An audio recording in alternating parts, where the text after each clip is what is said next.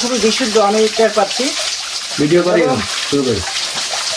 Video হচ্ছে বন্ধুরা, আপনারা দেখবেন আশা করি। এবং খুবই সুন্দর একটি জায়গা, আপনারা আসতে পারেন। শ্রীমঙ্গলের ভিতরে এরকমের পাথরের মাঝখান দিয়ে, পাথরের ঝিরি নাম আমরা দিয়েছি, খুবই সুন্দর। এবং আসলে আপনার মন ভরে যাবে। গুহার ভিতরে এই পাথরের ঝিরিটা রয়েছে এবং এই ঝিরিটা এত সুন্দর, দুইদিকে পাথর, যে গিরিখাতের মাঝখানে একটি ঝর্ণা রয়েছে, যে ঝর্ণার নাম দিয়েছি আমরা এই পাথরের ঝিরি, অর্থাৎ পাথরের ভিতর থেকে বেরিয়ে আসতেছে। এত সুন্দর আল্লাহর নিয়ামত, আল্লাহর কাছে শত কোটি শুকরিয়া, শত কোটি শুকরিয়া। আলহামদুলিল্লাহ, সুবহানাল্লাহ। আল্লাহর রহমতের এরকমের নিয়ামত আমাদের দেখার সুযোগ করে দিয়েছেন এবং আমার সৌভাগ্য যে আমি আপনাদের তুলে ধরার সুযোগ পেয়েছি। তো বন্ধুরা যারা দেখছেন, আশা করি আপনারা আসবেন, আপনাদের ভালো লাগবে।